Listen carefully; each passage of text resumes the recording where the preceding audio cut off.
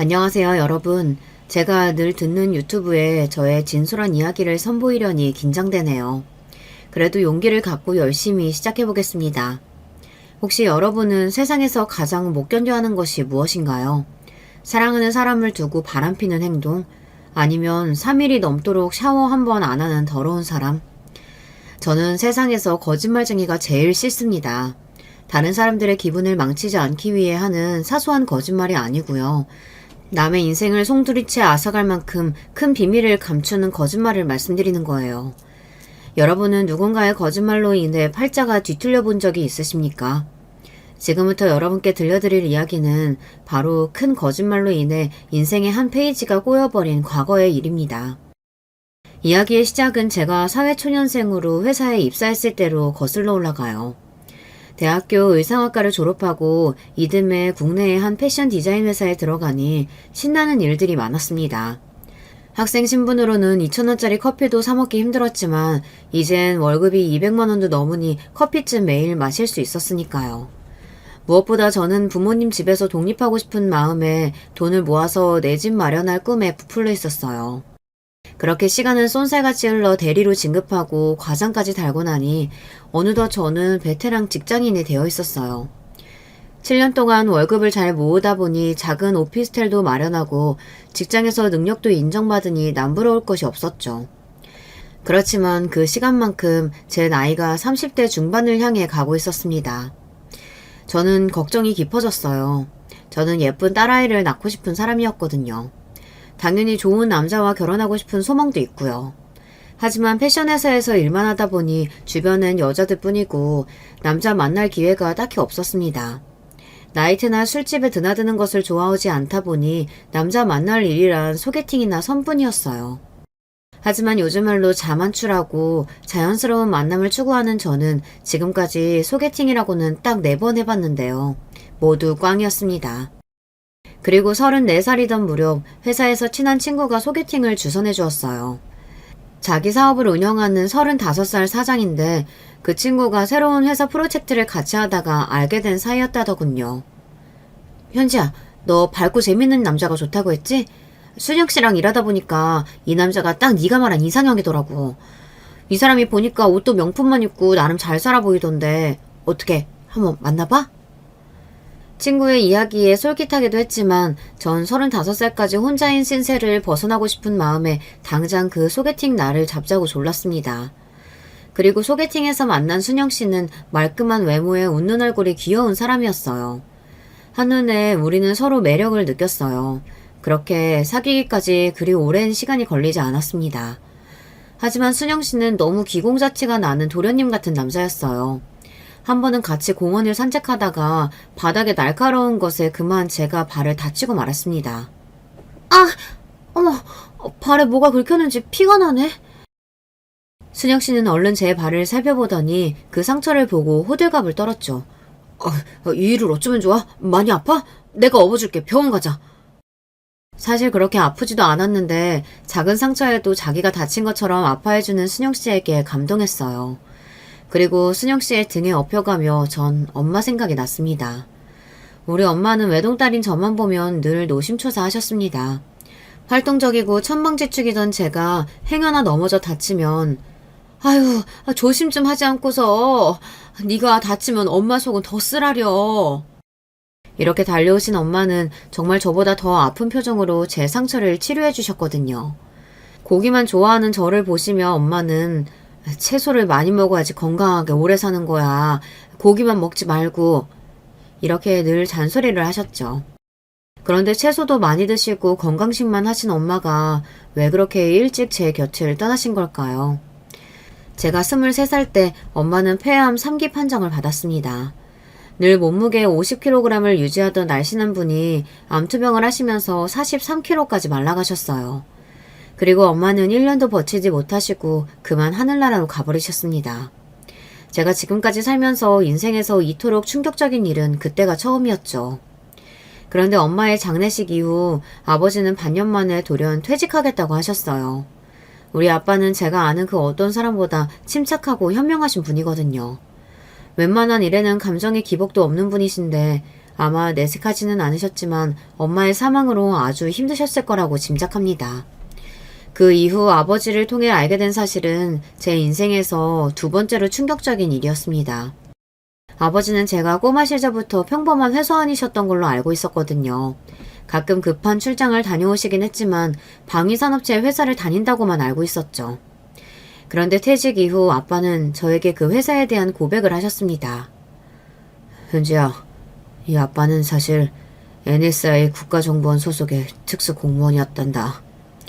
직업 특성상 가족에게조차 비밀을 유지해야 해서 너와 엄마를 속인 셈이 되었구나. 특히 너희 엄마는 죽는 날까지 내가 일반 회사원인 줄 알고 있었지. 발설할 것도 아니고 네 엄마 눈 감기 전에는 그 사실을 얘기해 줄걸. 지금도 그게 참 미안하다. 처음에 아빠 말을 듣고 깜짝 놀랐지만 가장 가까운 배우자에게까지 소개해야 했던 아빠의 심정에 공감이 갔습니다. 아마 아빠는 비밀을 감춘 채 엄마를 보낸 것이 많이 후회되셨던 모양이었어요.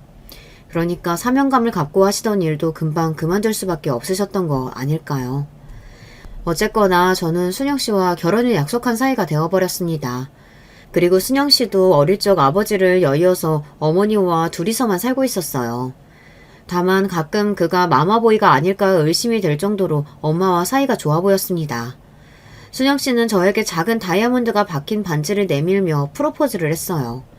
행복에 겨워 반지를 보는 저에게 순영 씨는 이런 이야기를 했고 그 좋던 분위기는 금세 깨지고 말았어요.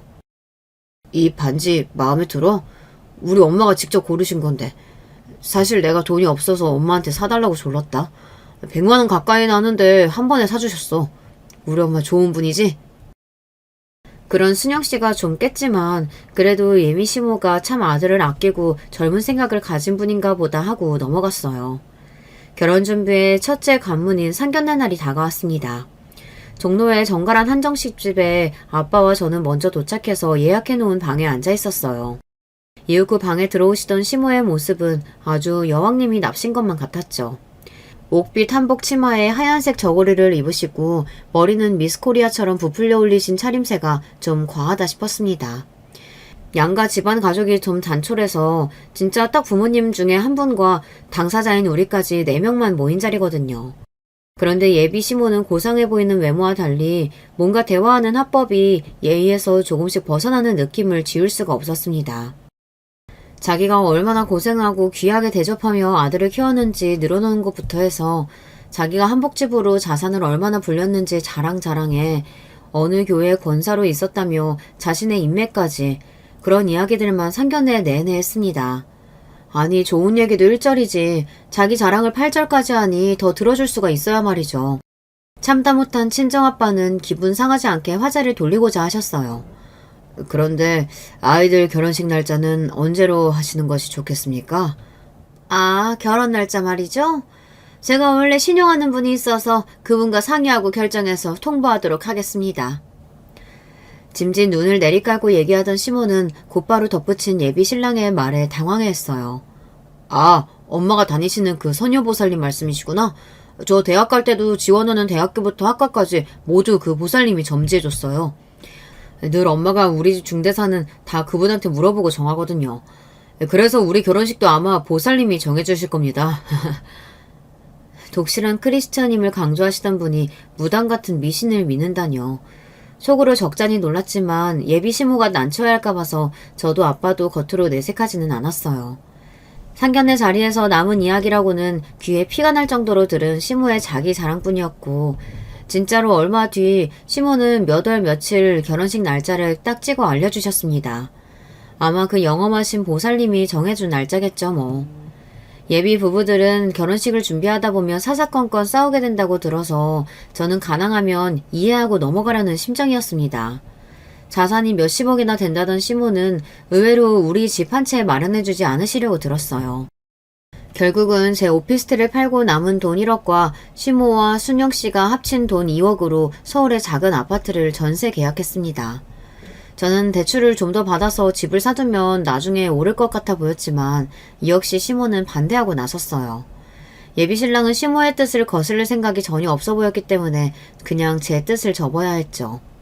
이뿐이 아니라 제가 보내드린 예단비에 대해서도 시모는 불만을 대놓고 표현하셨어요. 너희 집은 예단비에 대한 기본적인 개념이 없구나. 지난번 걔는 2천만 원이 줬는데 너흰 고작 1,000만 원이 뭐니? 네? 누가 2천만 원을 주셨다는 말씀이시죠, 어머니? 아니야. 나보다 먼저 며느리 본 친구 얘기한 것뿐이다. 신혼집으로 제 돈을 거의 다 쓴 형편이라 결국 시모께 예단비 500만 원을 더 드리기로 했습니다. 우여곡절 끝에 결혼식을 올리고 신혼생활을 시작했죠. 그런데 이상하게도 식을 올린 지 석 달이 다 되어가도록 남편은 혼인신고를 미루고 있었습니다. 어느 저녁 우리 부부는 매운탕에 소주를 3병이나 마시고 둘 다 꽤 취했답니다. 그때 생각난 김에 남편에게 슬쩍 떠보았어요. 근데 여보는 왜 혼인신고를 아직도 안 하고 있는 거야? 혹시 나를 못 믿겠다거나 나랑 결혼한 걸 후회할까봐 그래? 아이, 그런 말이 어딨어. 난 자기 없이는 못 살아. 나 요즘 하는 사업이 보통 바쁜 것이 아니라 시간이 없어서 그렇지 뭐. 그렇지? 그럼 내가 시간 날 때 알아서 혼인 신고하고 올게. 남편은 술에 취해서 아무래도 좋다는 듯 그래 하며 웃고 있었습니다. 얼마 뒤 친한 친구와 그 친구의 남편을 결혼 보증으로 세워 함께 인근 구청에 갔습니다. 구청 직원은 신고인 중 한쪽이 불출석할 경우 그의 인감증명서가 필요하다고 해서 남편 서재에서 찾은 인감증명서를 가지고 갔어요.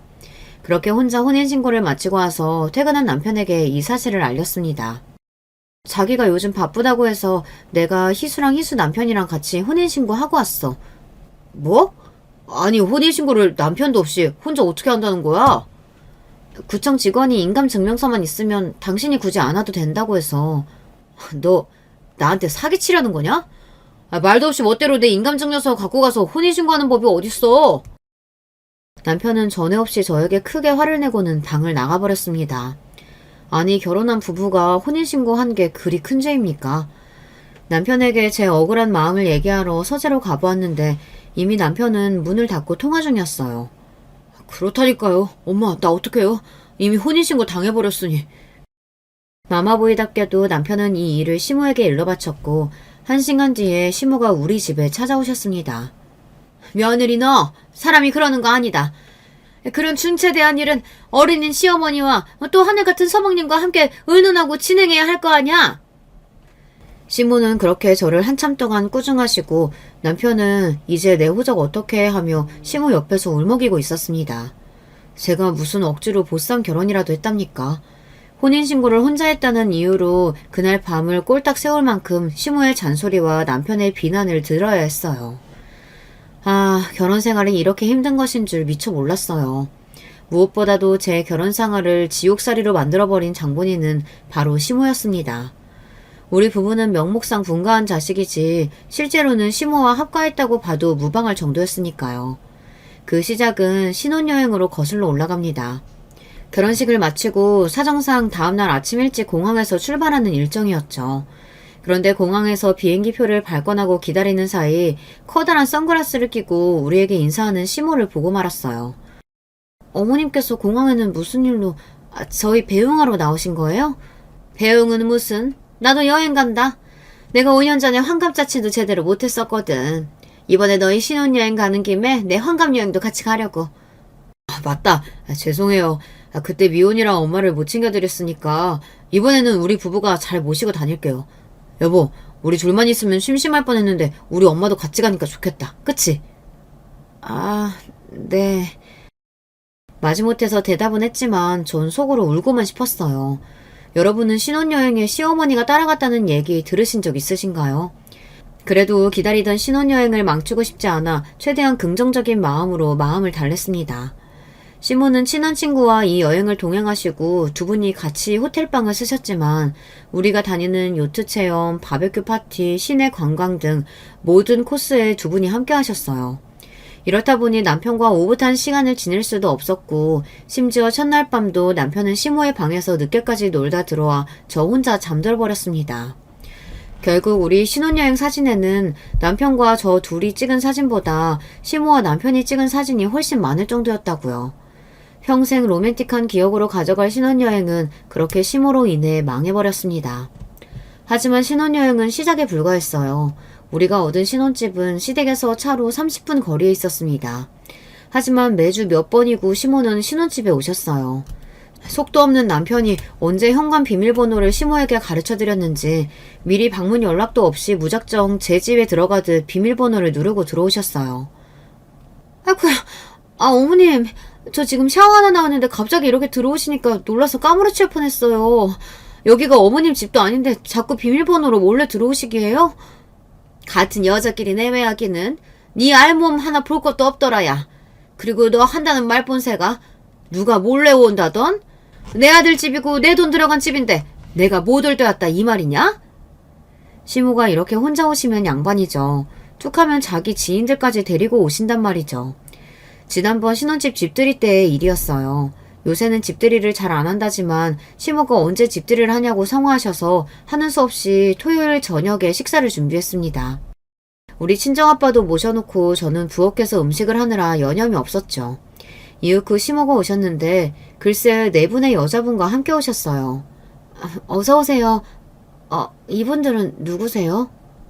시모는 황당해하는 저와 친정아빠를 모른 채 인사도 없이 자기 손님들을 챙기느라 바빴어요. 자자, 불편해하지 마시고 어서 들어오세요. 아유, 권사님, 이러면 요즘 며느리들한테 밉보여요. 아유, 나 그렇게 눈치 없는 사람 아니에요. 그냥 갈게요. 아니, 어느 집 며느리가 시어머니 귀한 손님들께 눈치 주고 뭐라고 한답니까? 안 그러냐, 며느리야? 전 마지못해서 네, 어서들 들어오세요 하고 손님들께 인사를 드렸어요. 우리 교회 여전도회 모임 점심때 있었는데 중차대한 교회 일로 논의하다 보니까 어느새 네 집들이 시간이 다 된 거 아니냐. 어차피 잔치라는 것이 여러 사람 모여서 축하해주면 복이 그만큼 더 생기는 법이지. 그래서 내가 교회 여전도회 분들 모시고 왔으니까 한 분 한 분 잘 인사드려라. 시몬은 멋대로 자기 교회 지인분들을 모셔와 놓고 이렇게 뻔뻔하게 그분들을 대접하라고 강조하셨어요. 교회 분들은 그래도 양심이 있으신 분들인지 자리를 부담스러워하셨고 우리 아빠도 생판 모르는 여자분들이 여러 들이닥치니 불편해하셨습니다. 게다가 오시자마자 저에게 음식을 내놔라 와인은 없느냐며 부산을 떠는 시모가 그렇게 얄미울 수가 없었어요. 시모는 하하호호 손님들과 수다 떠느라 바쁘고 남편도 그 옆에 낑겨 앉아서 좋다고 웃고 앉았습니다. 저만 음식하느라 정신없이 바빴죠. 저는 넉넉히 해물탕과 갈비찜, 잡채 등 다양한 음식을 준비했지만 예고도 없이 손님들이 많아졌으니 음식이 좀 부족할 수밖에요. 밥도 없어서 햇반을 급히 내와야 할 정도였죠. 여보, 오늘 해물탕이랑 갈비찜 진짜 맛있다. 당신도 그만 같이 와서 먹어. 그랬더니만 시모는 또 저에게 음식 타박 잔소리를 시동걸었어요. 아유, 잔치집 음식이라고 내놓는 것이요. 집사님들 죄송해요. 며느리가 공부만 하고 일만 해서 집안일은 도통 배우질 못해서 이런가 봐요. 음식이 맛없고 좀 부족하더라도 이해해줘요. 이해라니 별 말씀을요. 요즘 젊은 여자들 음식 하나 못하는 게 일반적인데 며느리분 잘 들이셨네요. 이렇게 어르신들을 모시고 음식도 스스로 하고 참 장해요. 아이고, 갈비찜 고기 식감이 이게 왜 이러니? 아휴, 친정엄마 밑에서 잘 배워왔으면 이렇지는 않을 텐데.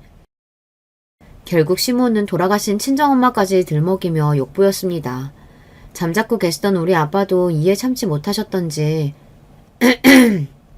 사부인께서 식구도 아닌 분들 모시고 오실 줄 알았으면 힘들게 우리 딸 요리 안 시켰죠.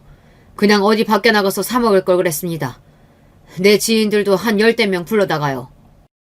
침착하게 말씀하셨지만 사실 이 정도 말씀이면 우리 아빠 진짜 속으로 화나신 편이에요. 이런 분위기를 눈치챈 듯 교회 집사님들은 한 분 한 분 이제 식구들 저녁 챙겨주러 가야 한다며 일어서셨습니다. 그렇게 파토가 나자 시몬은 저를 한 번 더 째려보더니 그분들과 나가시더군요. 모두 나가고 나자 아빠는 남편에게 집들이 선물로 돈봉투를 쥐어주시며 말씀하셨어요. 김서방, 무슨 선물 필요할지 몰라서 현금을 대신 넣었네. 그런데 자네 어머님은 평소에도 이렇게 자주 집에 방문하시는가? 우리 딸은 이런 일에 익숙치 않으니 자네가 중간에서 잘 막아줘야 할 것이야. 네, 장인어른. 와, 근데 집들이라고 돈을 50만 원이나 주셨어요? 감사합니다. 철없는 남편은 아버지의 당부 말씀은 귀에 들어오지도 않는지 대답만 크게 하곤 꽁돈만 좋다 하고 있었어요. 집들이라면서 시몬은 휴지 한 통은커녕 빈손으로 왔었습니다. 그래놓고 자기 교회 사람들에게 권사의 입지를 다지기 위해 우리 집들이를 이용하니 그 속내가 참 가증스러웠죠.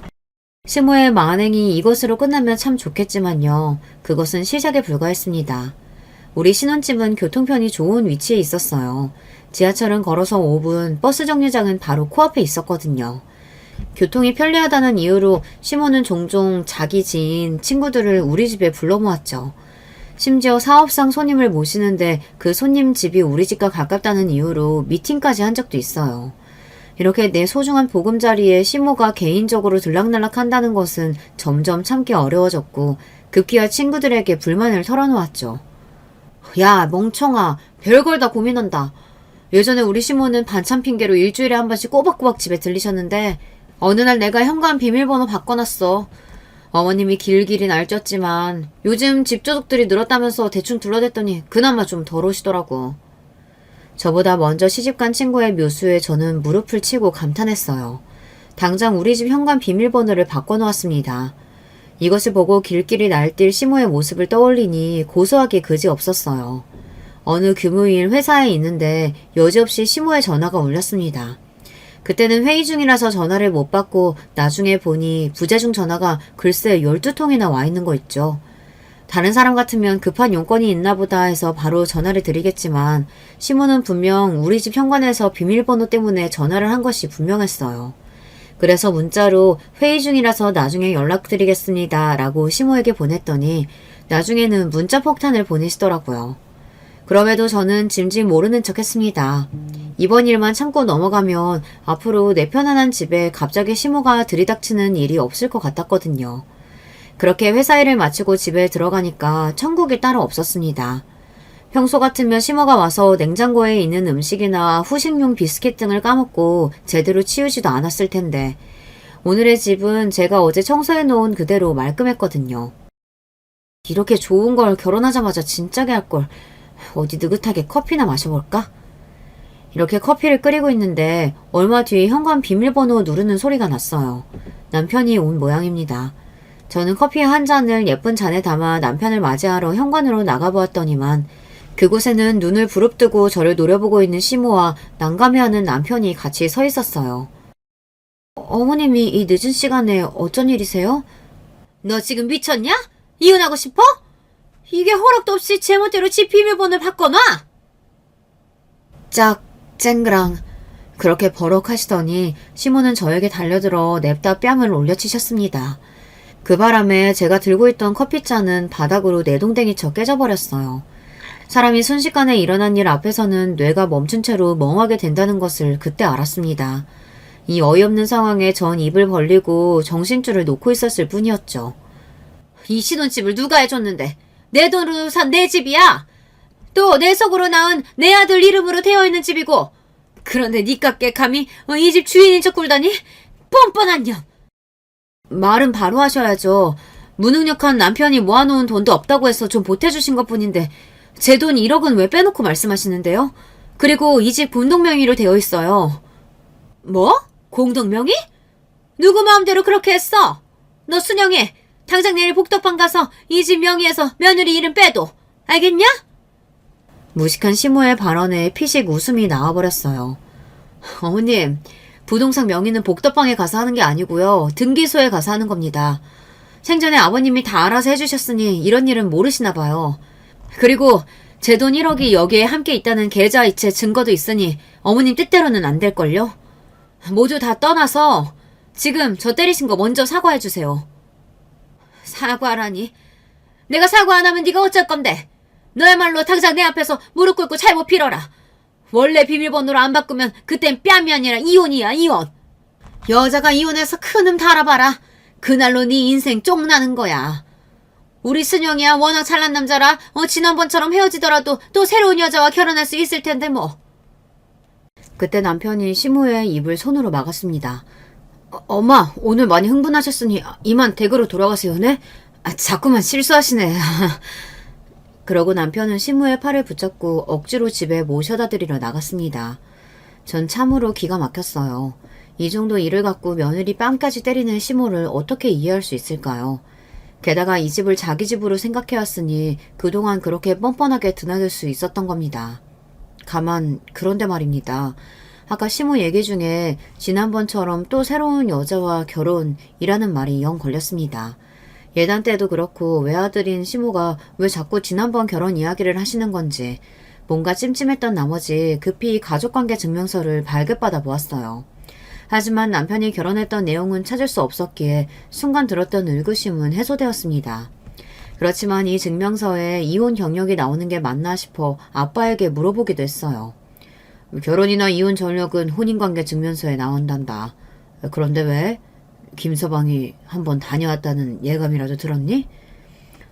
어머님이 하신 말 중에 좀 의식하는 부분이 있어서요. 아빠, 저 아무래도 김서방과 이혼해야 하나 싶어요. 실은 오늘 저 어머님께 뺨을 얻어먹고 말았어요. 늘 침착하시던 친정아버지는 시모에게 맞기까지 했다는 소리에 크게 놀라셨고 또 심하게 역정을 내셨습니다. 이 쌍놈의 집안에 맞나? 귀하게 키운 남의 딸을 때려? 이미 아빠가 너 결혼할 때부터 혼인관계 증명서로 김서방 이혼 전적 확인해봤지만 서류상 나온 것은 없었어. 하지만 사실 김서방은 이미 다른 여자와 결혼했던 놈이었다. 믿을 수 없는 말씀에 전 너무 놀라고 말았습니다. 그래서 시모가 결혼한 적이 있던 것처럼 말실수를 하고 아까도 남편이 황급히 시모의 입을 막은 거였구나. 이제야 그들 모자의 행동이 이해되기 시작했죠. 제가 시모에게 막말을 듣고 심지어 맞을 때조차 말리지 않았던 남편이 자기가 이혼했던 것은 들킬까봐 그렇게 재빠르게 행동해. 이제는 시모뿐만 아니라 좋아했던 남편에 대해서도 분노가 차올랐어요. 사람이 어떻게 그런 큰일을 놓고 거짓말을 할 수가 있죠? 시모도 남편도 모두 용서 못하겠어요.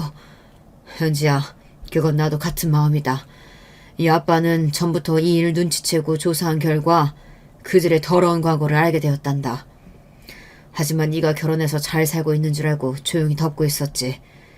그런데 김서방 그 자식과 그 엄마라는 옆에 내가 너를 이렇게 하다할 줄 누가 알았겠냐. 내 국정원 경력을 걸고서라도 그들을 묵사발로 만들어버릴 테다. 아버지는 시모와 상견례를 하고 나서 특유의 날카로운 촉이 발동했다고 합니다. 그래서 국정원 후배를 시켜서 뒷조사를 했더니 그들이 숨겨온 결혼 사실을 그때 아시게 된 거였죠. 그리고 시모가 늘 자랑하는 몇십억에 달한다는 재산도 실은 살고 있는 아파트랑 상가 하나, 거기에 껴있는 대출까지 해봐야 7억이 될까 말까 하다고 하네요. 그러니 결혼할 때 신혼집에 보태준 2억에 대해 시모의 유세가 그리 높았던 것입니다. 결혼도 재산도 모두 속인 남편과 시모에게 사기당한 저는 남편을 소개해준 친구에게 따져 물었습니다. 혜원아, 너 어떻게 그럴 수가 있어? 현지, 너 알게 됐구나. 나도 처음에는 몰랐었어. 우리 회사 사람들은 분명히 순영씨가 총각이라고 했거든. 거래업체 사장이랑 결혼식 한 번 했던 것까지는 우리 회사 사람들 아무도 몰랐으니까. 그런데 넌 지금 이미 그 사실을 알고 있는 것 같은데. 맞아. 실은 네 결혼식 때 내가 거기서 들었었어. 너희 측 좌석이 부족해서 신랑 측 뒷좌석에 가서 앉아있었는데 거기 앞에 여자들끼리 수군거리는 말을 듣게 됐지 뭐야. 어머, 이번 여자는 오래 가려나? 지난번에는 석 달 만에 이혼했잖아. 그게 고모님이 워낙에 며느리를 들들 볶았나봐. 순영 오빠도 마마보이인 거 우리 집안 사람들 다 아는 사실이고 며느리가 못 참고 갈라섰는데 그때는 혼인신고도 안 했었다지 아마? 어머머머, 저 여자는 그 사실을 알고 있는 건가? 나중에 알게 되면 큰일인데.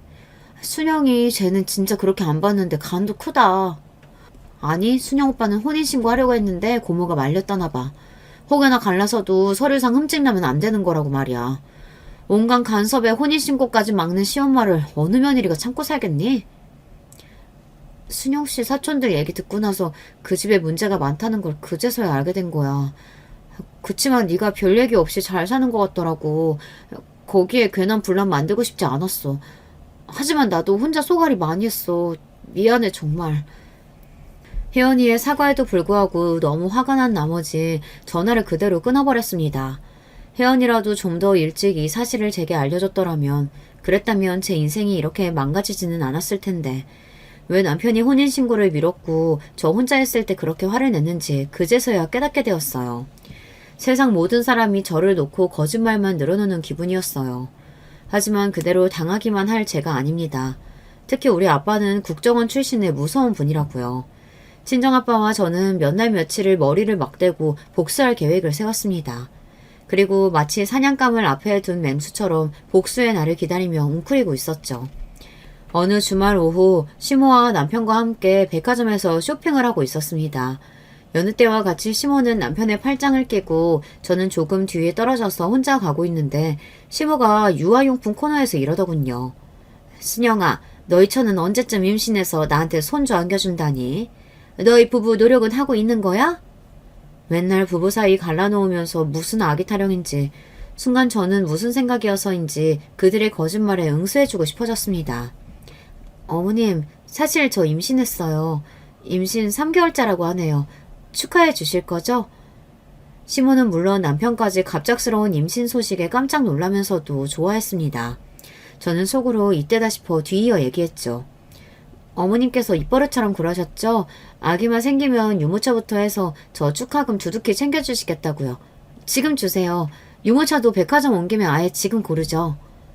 시모가 제 말에 대꾸하기도 전에 저는 쏜살같이 유아용품 가게에서 유모차랑 이것저것 아기용품을 골랐습니다.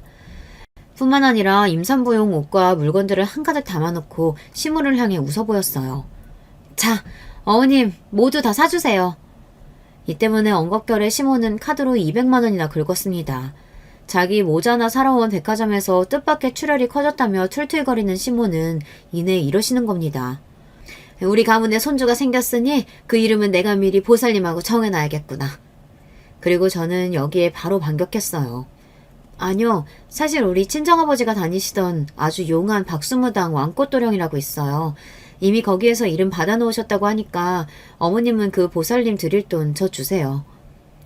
시모는 백화점 한복판에서 저에게 침을 튀겨가며 곧 죽어도 자기 보살님이 손주 이름을 정해줘야 한다고 했지만 저는 듣는 채 마는 채 혼자 집으로 와버렸습니다. 그리고 다음날 시모에게 문자를 드렸어요. 어머님이 너무 손주 노래 부르셔서 제가 작은 뻥을 좀 쳤어요. 하루라도 행복하셨으니 좋으셨죠? 사주신 물건은 제가 나중에 잘 쓸게요.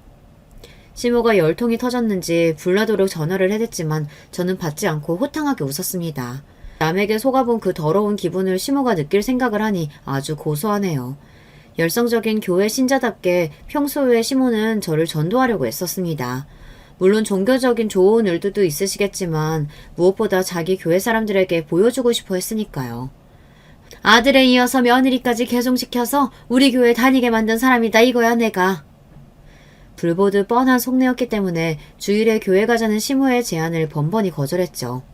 그런데 이번만큼은 그 말씀에 수락하고 시모의 교회에 가기로 했답니다. 여느 때와 같이 주일 아침이면 남편은 항상 9시에 나와 시댁에 들러 시모를 모시고 교회에 갑니다. 남편은 명품 정장에 시모는 무슨 파티복이라도 되는 화려한 정장을 입고서 말이죠. 지난번에 얼토당토하는 거짓말을 하더니 하나님이 너를 회개시켰었나 보다. 갑자기 교회에 따라 나서겠다니 말이다. 난 아직 네가 앙큼하지만 앞으로 잘 교회 다닌다고 하니 한 번만 봐주는 거야. 다음 주에는 그런 허접한 옷 말고 명품으로 최대한 차려입고 와라. 네, 어머님. 시모가 뭐라고 하셔도 전 기분이 좋았습니다. 앞으로 아주 재미있는 일이 벌어질 것이기 때문이죠. 교회에 들어서자 목사님과 사모님이 반갑게 맞아주셨어요. 아, 오늘은 며느님이 함께 와주셨군요. 우리 교회에 오신 것을 환영합니다. 네, 목사님 그간 저희 어머니께서 많이 말씀해 주셔서 너무 친숙하네요. 요즘 학교폭력에 깡패하는 짓 둘째 아들 때문에 속 많이 상하셨다면서요? 결국 도피성 유학을 해외로 보내고 마셨다고. 사모님은 다이어트 한약 잘못 드셔서 10kg 넘게 체중이 불었다던데 지금은 좀 어떠세요? 저희 어머님이 지난번 맞춤 한복 다시 손봐야 해서 아주 힘드셨답니다. 제 돌직구에 목사님과 사모님은 얼굴이 벌개져서 시모를 째려보고는 예배당으로 들어가 버리셨습니다. 어머머, 얘가 오늘 뭘 잘못 먹었나? 너 입을 이상하게 놀리는구나. 목사님께 그런 말씀 드리면 어떡해? 왜요? 어머님이 늘 우리 목사님 하면서 걱정이 많으시길래 저도 걱정돼서 드린 말씀인데. 그렇지? 엄마, 우리 아내가 이렇게나 착해요. 엄마 걱정을 따라서 며느리도 한다니 말이야. 조용히 입 닥치지 못해? 이 눈치 없는 놈아. 시몬은 열이 오르는지 얼굴에 부채질을 해가며 예배당 안으로 들어가셨습니다. 예배당 안에서도 시몬은 우아한 미소를 보내며 이분 저분 인사하고 안부를 서로 묻고 있었죠. 아, 지난번 저희 신혼집에도 오셨던 박 집사님이시죠? 집사님 가시고 난 뒤에 우리 어머님께서 뭐라고 하신 줄 아세요? 남편분이 명예퇴직 당하고 나서 집이 쫄딱 망했다고, 이제 우리 한복집에 올 일도 없을 테니 아는 체 할 필요도 없겠다고요. 어머님 염려와 달리 어떻게 살림살이가 좀 나아지셨어요? 장 권사님, 그렇게 안 봤는데 아주 입이 싸신 것 같네요. 네, 염려와 달리 우리 시댁이 좀 잘 사셔서 굶어 죽지 않을 만큼 생활비 받고 있습니다. 이번에 사촌 조카 결혼한다고 해서 권 집사님네 한복집 연결해 주려고 했는데 누추한 집안이라 영 안 되겠네요. 이렇게 저는 시모가 교회분들에 대해 뒷말했던 것을 다 기억해내고 한 분 한 분 전해드리면서 시모는 교회에서 큰 창피를 당했죠. 이윽고 조용한 분위기에서 목사님의 설교 말씀이 시작되었습니다. 그런데 말입니다. 이 사회에 아주 뿌리 깊게 내려앉은 토속신앙, 미신을 아직도 따르는 자들이 있습니다. 우리 성도님들은 그런 유혹에 흔들리지 말며. 저는 손을 번쩍 들고 일어나서 큰 목소리로 목사님께 질문을 던졌습니다. 목사님, 그럼 교회 있는 점집에 가서는 안 되는 건가요? 보통 예배 중에 저처럼 끼어드는 사람은 잘 없는지라 당황하셨지만 목사님은 애써 침착하게 대답해 주셨어요. 물론이죠. 점집에 다니면서 귀신의 이야기를 듣는 것이야말로 하나님의 자녀가 되지 못할 아주 나쁜 행위입니다. 어머, 이를 어째? 우리 어머님은 수십 년 동안 점집에 드나지셨잖아요. 시댁 중요한 일들은 모두 선녀보살님하고 상의해서 정했는데 어머니, 목사님이 그러면 안 된다고 하시네요? 제 말에 교회 안은 술렁이기 시작했습니다. 그리고 목사님은 식은땀을 흘려가며 정중하게 말씀하셨죠. 장권사님 가족분들은 오늘 예배에서 그만 나가주셔야겠습니다. 저는 아무것도 모르는 척 연기를 하고 시모와 남편은 진땀을 빼며 교회를 빠져나왔습니다. 이런 완수 같은 것이 있나? 너 오늘 무슨 억하심정으로 이러는 거냐? 내가 수십 년간 교회에 공들여서 쌓은 위신이 한순간에 무너져 버렸네. 고객들을 잃었으니 이제 우리 한복집은 어쩌냐? 그런데 제가 없는 말한 것들은 하나도 없잖아요. 어떤 사람들은 이혼해놓고 총각인 척 행세하고 다시 결혼도 하는데 거짓말 하나 하지 않는 제가 무슨 잘못이랍니까? 제 말에 남편과 시모는 파리한 얼굴이 되어 저에게 물었습니다. 여보, 나 이혼했던 거 알고 있었어? 언제부터? 어떻게 알았어? 당신도 어머님도 그러는 거 아니야. 한 여자의 인생을 망쳐놓고 또 사기 결혼해서 내 인생을 망치려고 해? 앞으로 어머님은 제 앞에 다시는 나타나지 마세요. 우리 아빠가 전 국정원 출신이에요.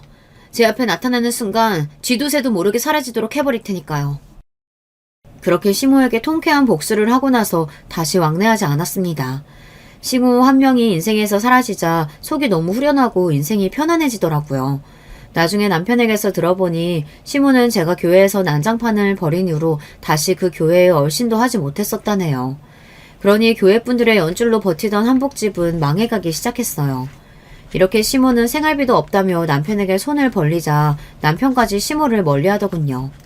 어느 날 남편은 씩씩거리고 집에 와서 화가 가시지 않는다는 듯이 찬물을 한 컵 들이켰습니다. 에이, 그때 당신 말대로 할 걸 그랬어. 우리 엄마는 매번 주식이나 부동산 말아먹으면서도 나한테 이렇게 강요해가지고 이 지경을 만드네. 그게 무슨 말이야? 우리 신혼집 아파트 말이야. 자기는 대출 땡겨서 아예 사놓자고 했잖아. 그런데 엄마가 보사님 말씀이 이 집 살 시기가 아니라고 기다리라고 해서 전세를 한 건데 오늘 네이버 부동산 시세 봤어? 우리 살 때보다 배로 올랐잖아. 자기 말대로 샀으면 4억은 버는 건데 에이씨, 이제 엄마 말 듣나 봐라. 이번 신혼집뿐만이 아니라 그전부터 시모는 투자하는 족족 망했었다네요.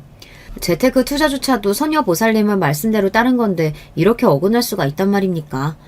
그런 일을 한두 번 겪고 나면 그 미신을 신뢰하지 않아야 했는데 결국 우리 신혼집까지 시모의 아둔함이 악영향을 미치고 만 것입니다. 저도 속이 쓰려요. 그때 충분히 살 수 있던 아파트를 못 사서 몇 억이나 손해를 본 그 심정. 하지만 그보다도 이 모든 사단이 다 시모가 샤머니즘에 빠졌기 때문이라는 점, 그리고 시모 말이라면 무조건 따르는 남편 때문이라는 점이 더 싫었습니다. 다행인 것은 남편도 이제야 시모의 실체를 알고 점차 멀리하게 되었다는 점입니다. 이렇게 시모에게 통쾌한 복수를 했다지만 남편은 어찌해야 할까 하는 고민이 들었습니다. 나도 남자지만 김서방 그 자식은 그 마마무이 기질 못 고친다. 자기 엄마랑 외롭게 살다가 죽으라고 해. 그놈이 나중에 또 애먼 처자랑 결혼하려고 들면 내가 쫓아가서 실태를 폭내버릴 테니. 그런 놈은 지독하게 외롭고 혼자여 봐야 진정한 자기 편이 누군지 깨달을 수 있다. 네가 함께 살면서 백날 말해봐야 바뀌지 않을 유치한 전쟁이 될 텐데 계속 살겠냐? 아빠는 남편을 믿을 수 없다며 하루빨리 관라서라고 종용하셨죠. 급기야는 어떻게 알아내셨는지 남편과 이혼했던 전철을 찾아내서 저에게 연락처를 주셨어요. 그분과 얘기해보면 제 마음이 분명해질 거라고 하면서 말이죠. 저는 김순영 씨와 결혼한 여잔데 지금 이혼을 생각하고 있어요. 외람되지만 순영 씨와의 결혼 생활이 어떠셨는지 여쭤봐도 될까요? 살아봤으니 이미 대충은 아셨을 테죠. 시모라는 그 여자가 암덩어리였어요. 때때마다 같이 식사해야 하고 심지어 제 결혼기념일까지요. 부부 둘만의 휴가라고는 없었어요. 늘 시모가 가운데 끼었으니까요. 이렇게 전 남편은 늘 시모의 그늘 안에서 휘둘리고 제자리는 없었죠. 외롭고 괴로웠지만 남편과 시모는 멀쩡하고 저 혼자 소갈이하며 살다가 폭발하고 말았어요. 글쎄 남편이 저와의 잠자리까지 시모랑 얘기해온 거 아니겠어요? 시모가 네가 뱃살을 빼야 남편이 네 알몸을 보고 성욕이라도 생기지. 그렇게 여자로서 매력이 없는데 어떤 남자가 달려들겠냐. 이래서 손주 볼 수 있겠냐. 저한테 이러고 막말을 하는데 결국 이혼을 결심하고 말았죠. 제가 지금까지 그들에 대해 속속들이 알고 있다고 생각했지만 남편의 전초에게서 이런 이야기를 듣고 나니 새삼 놀라웠어요. 남편이 시모에게서 멀어졌으니 앞으로 좋아질 거야 하는 마음으로 지켜보고 있었지만 전처의 말에 왠지 정남이가 뚝 떨어지더군요. 여보, 어머님에 대해서도 실망이 크지만 사실 난 당신에 대해서도 완전히 용서가 안 돼. 어떻게 한 번 결혼해놓고 총각인 척 나를 속일 수가 있어? 미안해 자기야. 그때는 엄마가 하자는 대로 따를 수밖에 없어서 자기를 속였지만 이제는 달라. 나 이제 엄마 말 듣지도 않고 집에도 잘 안 가잖아. 우리 혼인신고까지 한 부부야. 그러니까 같이 잘 살자, 어? 이렇게 남편은 저와 이혼하고 싶지 않다며 잡았습니다. 하지만 제 마음의 상처가 어디 시모 한 사람만으로 생긴 것일까요? 결혼하고 지내면서 남편을 본 모습은 자기중심적이고 저밖에 모르는 미성숙한 남자였습니다. 어쩌다가 저랑 작은 일로 다투면 제가 가진 소중한 것들을 뺏는 것이 버릇인 사람입니다. 조금 부끄럽지만 제가 어릴 때부터 지니고 있는 애착 베개가 있어요. 여행이든 어디에 가도 그 베개를 가지고 다니는데 제가 오랫동안 아낀 물건이면서 우리 엄마가 고운 꽃무늬 2개를 수놓아 주신 소중한 유품이기도 합니다. 그걸 아는 남편은 저와 부부싸움을 하고 난 다음날 출근하면서 그 베개를 가지고 가버렸어요. 분명히 잘 때 껴안고 있던 베개가 발이 달린 것도 아닐 텐데 30분이나 집안을 뒤져보았지만 어디에도 없는 것이었어요. 순간 설마 하고 남편을 의심했는데 딱 맞았습니다. 혹시나 싶어 남편에게 문자로 여보 어제는 내가 실수해서 미안해 하니까 답장이 왔죠. 그래 네가 날 화나게 만들어서 그 베개 가지고 나왔는데 이렇게 자기 잘못 사과했으니까 도로 가지고 갈게.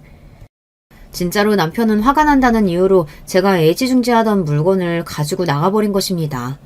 이게 5살짜리 유치원생이지 어디 36 먹은 남자가 할 짓입니까? 그래도 이건 귀엽기라도 하죠. 매번 시모가 저를 괴롭힐 때마다 편을 들어주긴커녕 강 건너 불구경하듯이 신경도 안 쓰던 사람이 뒤늦게 제가 왜 나를 도와주지 않았냐고 물어보면 우리 엄마가 자기한테 나쁜 뜻이 있어서 그러실 뿐이겠어. 다 잘 되라고 잔소리 좀 하신 거지. 그냥 자기가 그러려니 해. 이렇게 대수롭지 않게 자기 아내의 상처를 외면해버리던 그런 그를 어떻게 포용하고 함께 살 수 있겠어요. 그렇게 제 마음은 현재 이혼의 결정 앞에 있습니다. 제가 마음만 먹으면 아이도 없는 마당에 이혼하는 것이 그리 큰일도 아니겠죠. 제 혼인관계 증명서에 구질구질한 이혼 전력이 남겠지만 제 인생보다야 소중하지 않으니까요. 그렇지만 남편은 앞으로 저에게 잘하겠다고 제 말만 들으면서 살겠다고 반성하는 모습을 보이고 있습니다. 그리하여 저는 여기 유튜브에 제 사연을 보내기로 결심한 것입니다. 왜냐하면 평소에 제가 이곳에서 듣는 천태만상 이야기를 통해 배운 점이 많았거든요. 그리고 저처럼 선택의 기로에 서 있는 사연자분들에게 자기 딸처럼 동생처럼 조언해주시는 분들이 많으시더라고요. 마마보이였던 남편과 결혼 생활을 유지하는 게 좋을지 아니면 이번 기회에 남이 되는 것이 나을지 여러분의 의견을 부탁드립니다.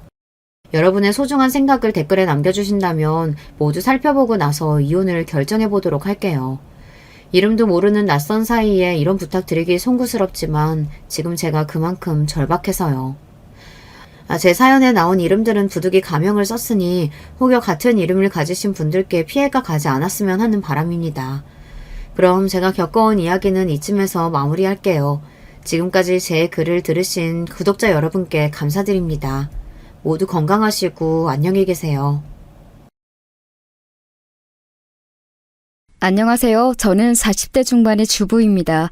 결혼한 지 올해로 20년이 되었고요. 딸 둘과 늦둥이 아들 하나가 있습니다. 큰딸은 18살이고요. 작은 딸은 큰딸과 연년생으로 낳아서 17입니다.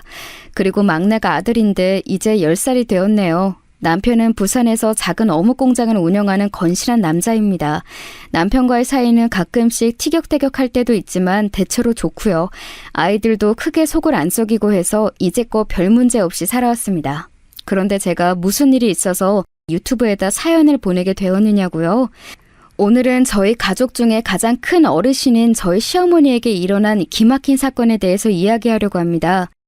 저희 시어머니가 얼마나 대단하신지 말을 하려면 남편의 가족 관계부터 이야기를 시작해야겠네요. 저희 남편은 아들만 3형제 중에 맏이고요. 전형적인 부산 사나이입니다. 다들 부산 상남자 스타일 잘 아시죠? 그 중에서도 남편은 아버님을 가장 많이 닮은 남자 중에 남자였습니다. 겉으로는 무뚝뚝하지만 속정이 넘치는 사람이지요. 제 시아버지는 남편이 10살도 채 안 되었을 때 바다에서 사고로 돌아가셨다고 합니다. 남편의 아버지, 그러니까 제 시아버지는 배를 타는 어선 선장이셨는데 조금 더 먼 바다로 나가 고기를 잡으시다가 풍랑을 만나 배가 뒤집혀서 선원들과 함께 바다에서 돌아가셨고 시신조차 찾지 못하셨다고 합니다. 제 시어머니는 그러니까 20대 후반쯤에 과부가 되어 버리신 거고요. 남편은 돌아가신 아버지 얼굴을 거의 사진으로만 접해봤다고 하네요. 지금은 잘 기억도 나지 않는다고 하고요. 남편을 하루아침에 사고로 잃은 후 시어머니는 아들 셋을 데리고 살아갈 일이 막막했답니다. 그래서 어머니는 무작정 자갈치 시장에 나가 단골이던 생선가게에 취직해 새벽부터 일을 하셨습니다. 처음에는 일을 잘 못해서 사장님에게 혼나기도 많이 하셨지만 취직한 지 얼마 안 지나서 그 가게의 1등 판매원 아지매가 되셨다고 하시네요. 그렇게 몇 년간 돈을 악착같이 모으신 시어머니는 생선가게를 직접 운영하시게 되었고 얼마 후 돈을 재투자해서 생선가게 옆에 생선구이 식당까지 2개의 점포를 하게 되셨습니다. 그렇게 제 시어머니는 20년 만에 자갈치 시장에서는 알부자로 소문이 나게 되었습니다. 생선 파는 좌파는 2년 전에 힘에 부쳐서 접으셨기는 하지만 시어머니는 아직까지도 70이 다 된 연세에도 생선구이 식당을 운영하시며 새벽부터 밤 9시까지 쉬지 않고 일을 하십니다. 그런 일 중독에 빠지신 어머니를 보다 못해 남편이 이렇게 말을 했습니다. 어머니, 나이도 70이나 됐으면 이제 일 할 만큼 했다 아이가. 그러니 이제는 동네 친구들이랑 해외도 좀 나가 놀고 하시지. 내가 어머니 여행 보내드릴 돈이 없겠나? 그 옆집 반찬가게 할매하고 같이 동남아 그 뭐냐 태국 거기라도 다녀와요. 아니다. 내 주제 해외여행은 뭐 내 아직 돈 많이 벌어놔야 한다. 너희 아들 딸들 시집 장가 보낼 때까지는 못 쉰다 아이가. 남편이나 시동생들이 이제 그만 가게 쉬시면서 좋은 데로 여행이나 다니시라고 권유해도 어머니는 고개를 절레절레 저으면서 악착같이 일을 하시는 분이십니다. 그러니 얼마나 저희 시어머니가 대단하신 분인지 여러분도 짐작을 하시리라 생각됩니다. 저는 이런 시어머니의 기구한 사연을 한참 남편과 연애하는 도중에 듣게 되었습니다. 남편은 자기한테 어쩌면 불리한 이 사실을 전부 말한 후에 그래도 자기와 결혼할 수 있겠느냐고 묻더라고요. 대부분 여자의 집에서 남자와의 결혼을 반대하는 이유가 홀 시어머니인데다가 외아들이면 반대한다고들 하잖아요. 그런데 남편은 홀 시어머니를 모시고 사는 장남이었던 것이지요. 하지만 남편에게 홀딱 빠져 있었던 저는 사귄 지 1년도 안 되어서 시어머니를 만나 뵙고 싶다고 남편에게 쫄랐고, 남편은 자갈치 시장 안에 있는 어머니의 식당에서 저와 함께 식사를 하는 것으로 잠깐 어머니와 저를 서로 인사시켰습니다. 안녕하세요, 어머니. 저 성철 씨하고 사귀는 사람이에요. 제가 성철 씨한테 반해서 어머니 만나 뵙게 해달라고 쫄라서 오늘 찾아뵌 거예요. 안 돼, 그 말하지 말라고 않겠나? 내가 나중에 어머니한테 따로 얘기할 거라니까. 와 그래 벌써 그런 소리를 하노? 처음 만난 사이에 뻘쭘하게. 니는 무슨 말을 그래 하노? 아이고, 아가씨 참하고 예쁘게 생겼네. 우리 아들이 내 볼 때는 좋은 구석이 있을까 모르겠는데 아가씨네 그리 좋나? 내는 네가 참 마음에 든다, 아가씨. 다행히 저는 어머니께 좋은 첫인상을 보여드리고 점수도 많이 딴 것 같았습니다. 그래서 저는 내친 김에 저희 부모님께도 남편을 결혼하고 싶은 사람으로 소개하기로 했습니다. 그때만큼 남편이 긴장을 한 걸 본 적이 없어요. 저희 친정 부모님은 사실 남편의 사정을 듣고 처음에는 반대를 많이 하셨거든요. 주희야, 네가 얼마나 이 사람을 사랑하는지는 몰라도 얼굴만 보고 그러는 건 아니야? 홀 시어머니 모시는 일이 쉬운 건 아니야. 그런 시집살이에 대한 각오가 지금 너한테 있어? 이 엄마도 걱정이다. 네가 집안일을 특별하게 잘하는 것도 아니잖니. 큰 며느리로서 제사도 모셔야 하고 동서들도 잘 이끌어야 되는데 지금은 네 시동생 둘이 결혼을 안 했지만 언젠가 그 동생들이 결혼을 하지 않겠니? 그러면 네가 맏동서가 되어야 하는 거야. 그 막중한 책임을 네가 잘 해나갈 수 있을지 이 엄마는 모르겠다. 두 분 부모님은 세상을 무난하게 살아온 둘째 딸인 저에게 홀 시어머니를 모셔야 하는 장남과 결혼하는 것이 얼마나 힘든 가시밭길인지를 알려주려고 노력하셨습니다. 그렇지만 남편을 향한 제 마음을 단련시키기엔 그 설득은 역부족이었습니다. 엄마, 아빠, 두 분이 뭐라 하셔도 저는 제 인생에서 반려자를 만났으니까 더 이상은 아무 말도 안 듣겠습니다. 이 결혼도 제 인생이고 제 선택이니까요.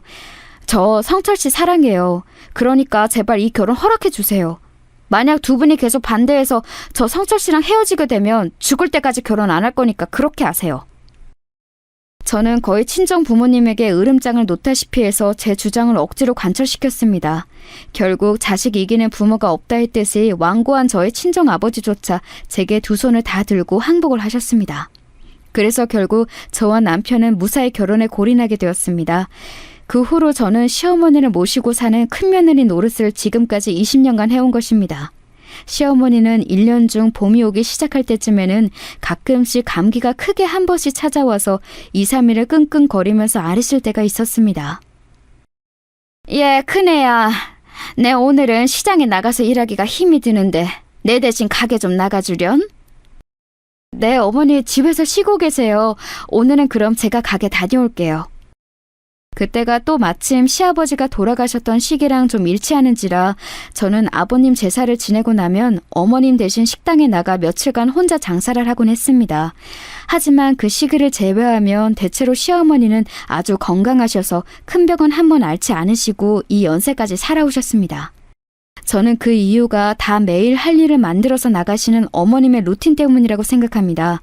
어머니는 젊을 때부터 하루도 빠짐없이 일을 하러 나가셨기 때문에 지금도 그 연세의 다른 할머니들보다 건강하고 다리 힘도 좋으신 편입니다. 대신 칼을 하도 오래 잡아서 관절염이 있으셔서 손가락이 아프시다는 말씀은 많이 하시기는 하지만요. 그런데 요 몇 달 전부터 어머니가 부쩍 외모를 가꾸시고 옷도 잘 입고 멋을 내는 등 뭔가 좀 수상한 움직임을 보이셨습니다. 그리고 주말에는 저에게 오후 장사를 맡기시고 나가시는 일이 부쩍 잦아졌습니다. 저는 시어머니가 옆집 할머니와 단짝처럼 지내시기에 두 분이 어디 공원이나 커피숍이라도 놀러 나갔다 오시나 보다 생각하고 별로 크게 생각을 하지 않았습니다. 그런데 커피숍에 있다 온다고 하기에는 너무 늦게 오시고 오실 때마다 얼굴이 발그레해서는 오시는 것이 좀 수상하기는 했습니다. 그래서 어느 날 저는 어머니에게 슬쩍 지나가는 말처럼 여쭈어보았습니다. 어머니, 요즘 무슨 좋은 일 있으세요? 어머니가 항상 무뚝뚝한 얼굴만 하시다가 웃는 얼굴 뵈니까 저도 기분이 좋은데요? 치아라, 뭔 좋은 일이 있다고. 다 늙어 빠진 할머니 인생이 좋을 게 뭐가 있노? 에이, 그러지 마시고 한번 말씀 좀 해보세요. 혹시 좋은 할아버지 생기신 거예요? 저는 혹시나 하는 마음에 어머니 마음을 떠본 거였는데 제 촉이 정확했는지 어머니는 아무 대답도 못하시고 얼굴이 새빨개지시는 것이었습니다. 시아버지가 사고로 돌아가시고 나서 거의 40년을 청산과부로 지내오시던 어머니 인생에 드디어 봄이 왔나 보다 하고 저는 크게 기뻐하며 물었습니다. 어머니, 좋은 만남 가지시는 분 있으시죠? 어떤 분이에요? 혹시 사진 같은 거 있으시면 보여줘 보세요. 네? 아니다 그런 거. 그냥 친구다. 뭘 그렇게 알라고 카노? 그리고 애비한테는 절대 비밀이다. 알겠나? 내 이 나이에 누구 만나고 돌아다닌다고 카면 동네 사람들이 다들 한마디씩 할 거 아이가. 그럼 내가 남사스러워서 이 동네에서 못 산다. 절대 비밀이다. 알았지? 그럼요. 절대 말 안 할게요, 어머니. 그러니까 그분 사진 있으면 보여주세요. 어머니가 하신 말대로 절대적인 비밀이 있을 것 같지는 않았지만 저는 적어도 제 입으로는 남편에게 말 안 하기로 시어머니와 굳게 약속을 하고 나서야 어머니는 수줍게 핸드폰으로 찍은 할아버지의 사진을 보여주셨습니다. 그 노신사는 말끔하게 양복을 차려입고 중절모까지 쓴 잘생긴 로맨스 그레이였습니다. 왠지 그 뻔지르르한 얼굴을 본 순간 저는 마음 한구석에 불안감이 올라왔지만 얼른 그것을 싹 지우고 웃으면서 어머니께 핸드폰을 다시 돌려드렸습니다. 와, 어머니, 할아버지가 되게 잘생기셨어요. 어머니는 역시 눈이 높으신 것 같아요. 돌아가신 아버님도 엄청 잘생기셨잖아요. 그래서 제가 아버님 닮은 그이한테 반한 거고요. 그런데 어머니, 그 할아버지 만나신 지 얼마나 되신 거예요? 내 이 할배를 알게 된 건 올해 초 구민회관 노래 강습 시간 아니나. 거기서 알게 된 거다. 그리고 내 말해두는데 그 영감이랑 사귀는 거 절대 아니다. 알았나? 네네, 알겠어요. 친구로 잘 지내시면 되죠. 그러다가 더 좋아지시면 전 같이 사셔도 괜찮을 것 같아요. 어머니 40년 동안 혼자 외롭게 사셨잖아요. 애비도 그렇고 시동생들도 아마 이해할 거예요. 제가 웃으면서 어머니께 말씀드리니 어머니 얼굴이 더 빨개지시는 게 아니겠어요? 혹시나 하는 희망을 가지고 계신 게 보였습니다. 그리고 정말 진심으로 그 할아버지를 좋아하시는 것 같았습니다. 그날은 그렇게 시어머니와 가볍게 몇 마디 나누고 지나갔는데 어머니는 그 후부터 마음이 놓이셨던 것인지 밤 마시를 점점 늦게 그리고 자주 다니시는 것이었습니다. 저는 좀 걱정이 되어 남편에게 말했습니다. 요즘 어머니 밤에 너무 늦게 들어오시네. 당신이 뭐 하시는 건지 한 번 좀 물어봐. 나한테는 영 남사스럽다고 말씀을 안 하시네. 됐다. 노인네, 그런 재미로라도 좀 지내야지. 맨날 집안에서 궁상만 떨고 그러면 우울해져. 그러니 니도 아무 말 말고 모른 척 해버리라. 알겠나? 뭐 당신이 그렇게 긍정적이면 다행이긴 한데 나는 좀 걱정이 되네. 저는 사연을 알고 있는 사람으로서 어머니가 늦게까지 무슨 일에 빠져 계시는지를, 아니 그 할아버지에게 무슨 일을 당하시는 건 아닌지 걱정이 되기 시작했습니다. 어머니는 그 할아버지를 친구로 생각하실 수는 있지만 남자들은 젊으나 늙으나 여자에 대한 생각은 다 똑같잖아요. 혹시나 원치 않는 사건이 생길까봐 저는 가슴을 졸이며 어머니께 몇 번을 물어보고 확인을 해야 했습니다. 어머니, 요즘 그 할아버지 자주 밤에 만나시는 것 같은데 그분이 신사적인 분인 거 맞죠? 혹시나 어머니께 해코지하거나 하는 일이 있으면 꼭 저한테 말씀하세요. 부끄럽다고 생각하지 마시고요. 애비한테는 얘기 안 할 테니까요. 니는 뭐 그래 쓸데없는 걱정을 하노? 네, 그 영감이랑 손잡는 거 외에는 절대 아무것도 안 할 테니까 걱정 마라. 내도 이래 늙어갖고 그런 짓 못한다 아이가. 아이, 그러시면 다행이긴 한데 저는 어머니가 원치 않게 그분이 하자는 대로 할까봐 그게 걱정이 돼서 그래요. 어머니가 재혼이나 그런 생각이 있으시면 상관은 없는데. 아이다, 이 나이 돼서 남사스럽게 무슨 재혼이가. 쓸데없는 소리 하지도 마라. 내 그 영감이랑 그런 사이까지 아이다. 걱정하지 마라. 시어머니는 얼굴이 발그레해져서는 손사래까지 치면서 강하게 부정을 하시는 것이었습니다. 그러나 어머니가 그런 반응을 보이실수록 저는 어머니가 그 할아버지랑 깊은 관계가 된 것 같아서 점점 불안감이 커져갔습니다. 그런데다 요즘에는 손에 끼던 반지나 금목걸이 같은 것을 어머니가 끼고 나갔다가 안 하고 돌아오시는 것을 보았습니다. 그러면서 어머니는 점점 말을 잃어버리신 사람처럼 멍하니 계시거나 식당에서 일을 하시다가도 잠깐 정신이 없어 보이셨습니다. 어머니가 유리컵을 깬다거나 반찬을 흘리시는 등의 초보적인 실수가 잦아지자 어느 날 저는 불안한 마음을 감추지 못하고 어머니를 가게 뒤로 따로 불렀습니다. 어머니, 무슨 일 있으신 거 맞죠? 요즘 너무 실수가 잦으세요. 꼭 정신이 딴 데 가 있으신 것 같아요. 그 할아버지하고 무슨 일 있으시죠? 애비한테 절대 말 안 할 테니까 저한테만 얘기해 보세요. 그렇게 마음속에 꼭꼭 담아두기만 하면 병나실까 싶어서 그래요. 아니라니까. 그 사람이 곧 준다 했다 아이가. 그러니 걱정할 거 없다. 급한 사정이 있다고 했으니까 다음 달에는 꼭 준다 했다 아이가. 시어머니 말에는 무엇을 이라는 목적어가 없었습니다. 하지만 저는 그게 무엇을 뜻하는지 알 것만 같은 느낌이 들었습니다. 혹시 했던 생각이 맞아들자 저는 손을 덜덜 떨며 불안감이 더욱 커져만 갔습니다.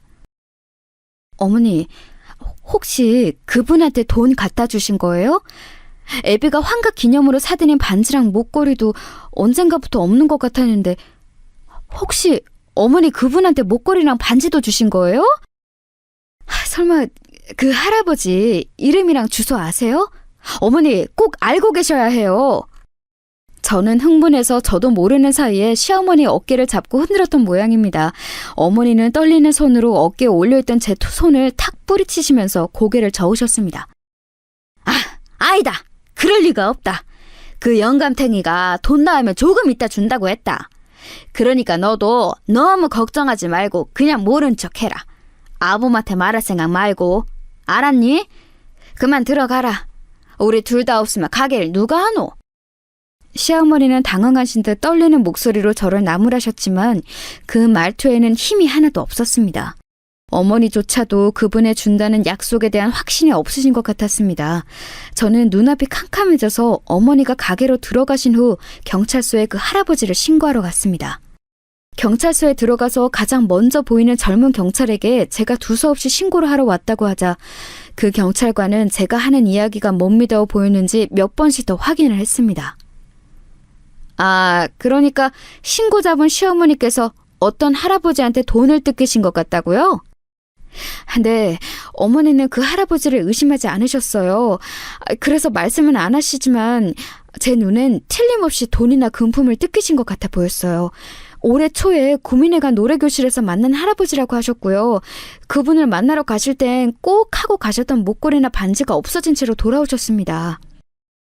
왜 시어머니 본인이 직접 신고하러 오시지 않는 걸까요? 그리고 용의자의 이름도 모르고 혹시 사진이나 인상착의 같은 건 없으신가요? 정확한 피해액이나 상황 같은 거는 며느리께서는 혹시 모르시는 건가요? 경찰관님은 제 말을 못 믿으시는 건가요? 정말이라니까요. 만에 하나라도 저희 어머니가 악질 사기꾼한테 당하고 계신 거면 어떡하시려고 그래요? 그리고 나 참 어이가 없어서 경찰이 왜 신고자를 의심하시죠? 기분 나쁘셨다면 죄송하지만 이런 경우에 사건 당사자께서 아니라고 하시면 저희는 헛수고만 하는 거라서요. 사실관계를 좀 확실하게 파악할 필요가 있어서 그러니까 너무 화만 내지 마시고 정확하게 진술을 좀 해주셔야 도움이 됩니다. 저는 제가 아는 한도 내에서 경찰관에서 자세하게 진술을 했지만 제 진술을 듣던 경찰관은 낭패한 표정으로 고개를 절레절레 저었습니다. 아주머니, 이렇게 희미한 단서 가지고는 수사가 안 돼요. 그리고 피해액이 얼마인지도 모르신다고 하는데 저희가 수사를 착수하기가 힘듭니다. 정확히 피해액이나 사실을 확실히 아실 수 있게 되면 다시 오시겠어요? 아니, 경찰이 돼가지고 신뢰 같은 단서라도 있으면 수사를 해주셔야죠. 그게 무슨 말씀이세요? 또 알게 되는 것 있으면 말하러 올 테니 제발 수사 좀 해주세요. 네? 제가 아무리 그 젊은 경찰에게 애원하고 부탁을 해도 그 사람들은 이 사실을 사건으로 아직 여기지 않는 것 같았습니다. 저는 허탈한 마음으로 경찰서를 나와 집으로 향했습니다. 그러다가 시장 뒤편 저희 시어머니 가게 앞에서 어머니와 그 할아버지가 뭔가 심각하게 이야기하고 있는 것을 보였습니다. 저는 정신없이 휴대폰으로 냅다 그 장면을 찍기 시작했습니다. 옳거니, 이제 이게 증거가 될 거야. 이 사진을 보내면 틀림없이 경찰들도 수사를 시작해주겠지? 저는 혼잣말을 하면서 부지런히 두 분의 사진을 찍었습니다. 그러나 가게 앞에 그 할아버지는 제 예상대로 시어머니에게 해코지를 하러 온 것은 아니었습니다. 두 분은 손을 꼭 잡고 가게 안으로 들어가더니 점심시간이 끝나 조금 한가해진 가게 안에서 정답게 꽈배기를 나누어 드시는 것이 아니겠습니까? 시어머니 얼굴에 돌아온 한박 웃음을 보고 저는 사진을 찍다 말고 다시 허탈함을 감출 수 없었습니다. 이래서는 사건의 냄새도 나지 않는 그림이었으니까요. 아까까지의 심각한 표정의 시어머니 사진만 빼고 저는 사진들을 모조리 지우고 말았습니다. 저는 입술을 깨물며 그 할아버지에 대해 좀 더 자세한 정보를 캐내야겠다고 생각했습니다. 저는 그날 식당 문을 닫은 후 시어머니와 집에 돌아와 술을 한잔하면서 시어머니의 속내를 캐내보려고 했습니다. 그런데 의심이 많아지신 시어머니는 평소와 다르게 자꾸 술을 권하면서 어머니를 떠보려는 제 속셈을 눈치채신 듯 했습니다. 그래서 어머니는 얼른 제가 내민 소주 몇 잔을 연거푸 드시고는 일부러 취하신 듯 했습니다. 야, 큰며느리야. 내 입에서 무슨 말이 나올 거라고 생각하지 마라. 내는 아무 말도 안 할 끼니까. 내 오늘 피곤하니까 먼저 들어가 잔다. 니는 이 부엌 정리하고 자라. 알았지? 아, 네, 어머니. 근데 무슨 얘기요? 그냥 소주 한 잔 파전이랑 하려고 했던 건데요. 그러니까 피곤해서 들어간다고. 네, 그만 잔다. 소주도 맛있고 파전도 잘 먹었다. 내일 보자. 아, 알았어요. 어머니 그만 주무세요. 어머니에게 술을 먹여서 뭔가를 캐내려는 제 계획은 수포로 돌아갔습니다. 하지만 그렇다고 여기서 포기하면 안 될 것 같았습니다. 다음날 저는 어머니의 주변 인물들에게서 단서를 잡아내려고 평소 어머니와 단짝이었던 반찬가게 할머니를 공략했습니다. 아, 할머니 저 반찬 사러 왔어요. 그런데 요즘 저희 어머니랑 노래교실 잘 다니고 계세요? 아우, 그럼 잘 다니고 있다. 근데 그건 왜?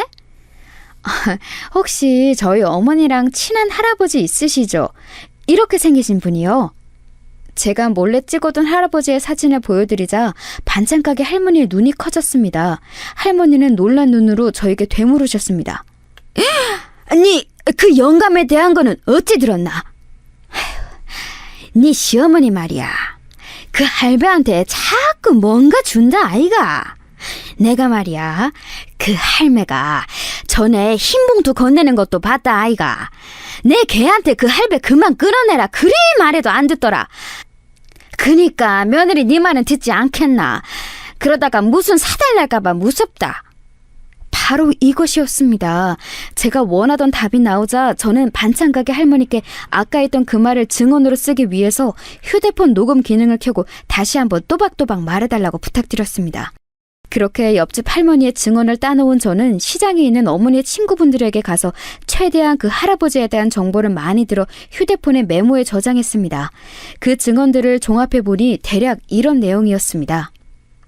그 할아버지는 3개월 전부터 어머니에게 친한 척 접근했다. 그전에는 부산의 다른 곳에서 살았던 것 같다. 어머니에게 관심을 가지고 애정 관계로 발전하려고 많이 노력했다. 어머니의 마음을 얻고 나서는 100만 원부터 몇 천만 원까지 빌려달라는 명목으로 가져갔다고 한다. 일정한 직업을 가진 사람은 아닌 것 같고 자신을 건물주의 연금 생활자라고 소개했다고 한다. 악기를 잘 다룬다. 이게 전부 사실이라면 어머니는 아무래도 제비 같은 사기꾼에게 당하고 있는 게 아닌가 하는 생각이 들었습니다. 뭔가 처음부터 할아버지의 인상이 너무 번지르르 한 게 사기꾼의 냄새를 강하게 풍기는 것 같았는데 제 촉이 맞았습니다. 저는 이 할아버지의 정체를 확실히 까발려서 경찰에 다시 신고를 해야겠다고 생각했습니다. 그 후에 기함할 만한 사건이 일어날 줄은 아직 모르고 말입니다. 시장 할머니들의 증언을 들은 지 이틀 후에 그 끔찍한 사건이 일어났습니다. 그날따라 새벽 5시에 일찍 잠이 깬 저는 알 수 없는 고요함에 불길한 생각이 들어 어머니의 방에 들어갔습니다. 저희 어머니는 잠이 없으셔서 새벽 4시부터 깨어 계시면서 TV를 보시는 습관이 있으셨는데 그날은 어머니 방에 불이 꺼진 상태로 아직 TV 소리도 들리지 않았기 때문이었습니다. 적막하고 어두운 방 안에서 훅 끼치는 역한 구토 냄새에 저는 저절로 인상이 찌푸려졌습니다. 어머니, 일어나셨어요? 아직 주무시나? 어머니? 네, 그만. 어머니, 정신 차리세요!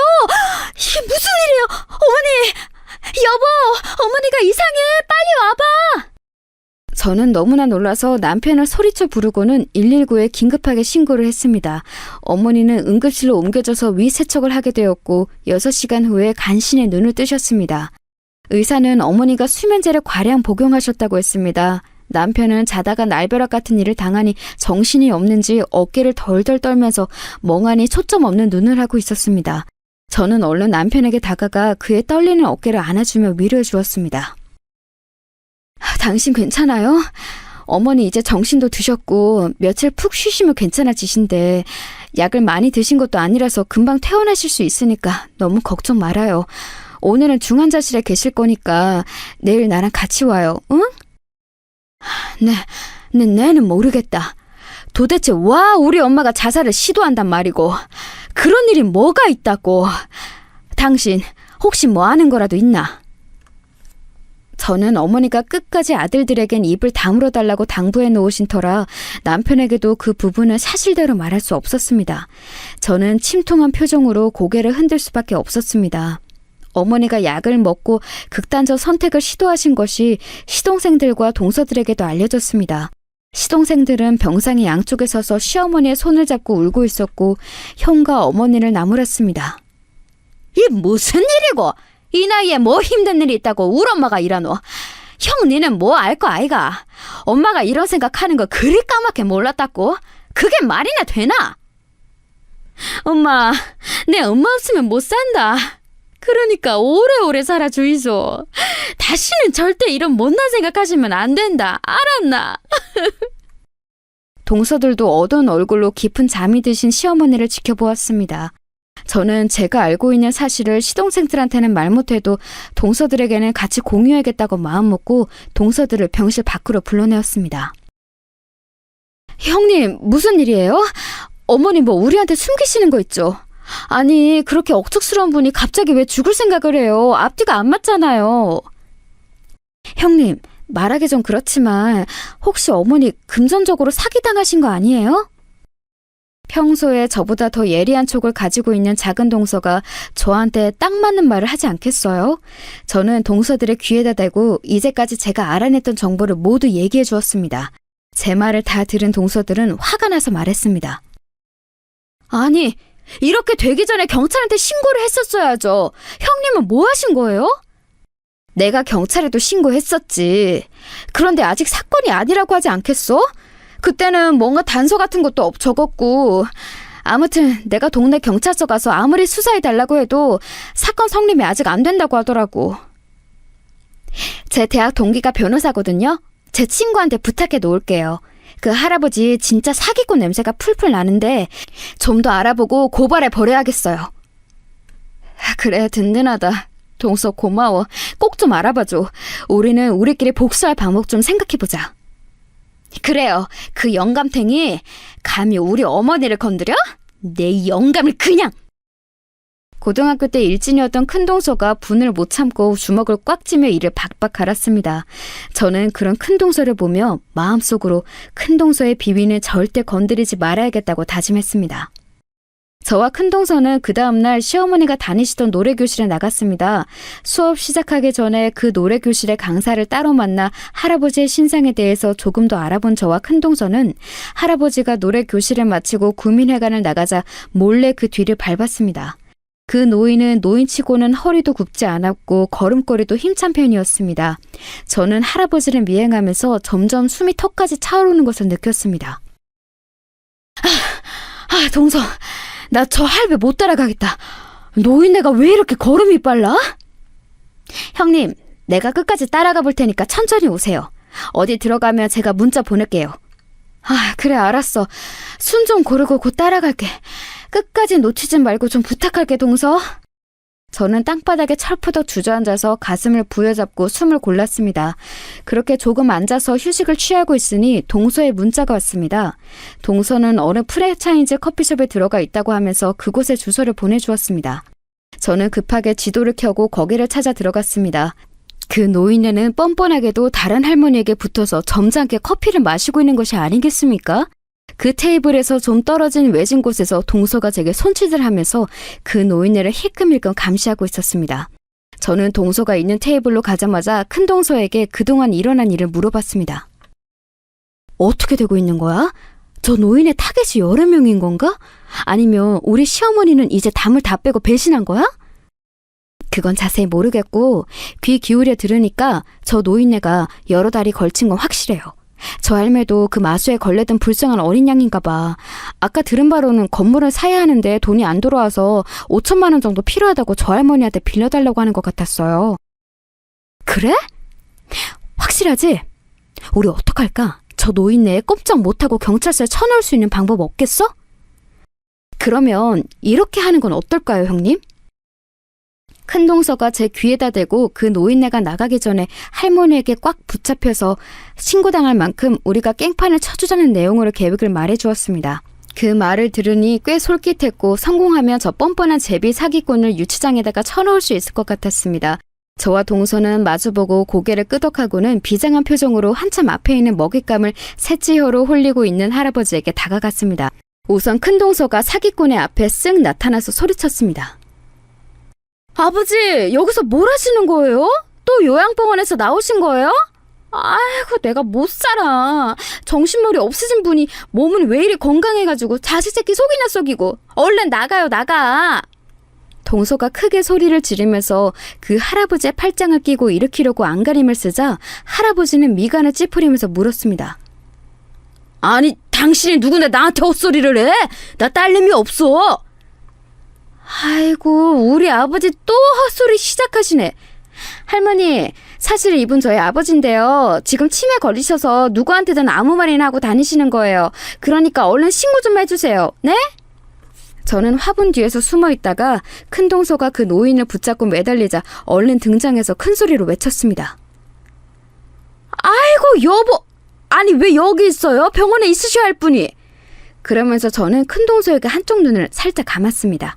그랬더니 동서가 기다렸다는 듯이 저에게 맞장구를 치는 게 아니겠습니까?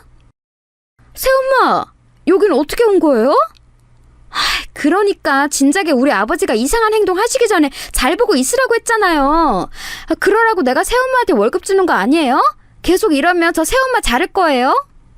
그러면서 큰 동서가 그 할머니를 쳐다보자 할머니는 겁에 질려서 입술을 바들바들 떨고 계셨습니다. 동서는 치근한 얼굴로 할머니를 보았습니다. 저희 아버지가 할머니한테 무슨 말을 했는지 몰라도 다 헛소리니까 믿지 마시고 혹시 우리 아버지가 돈 빌려달라고 하지 않으셨어요?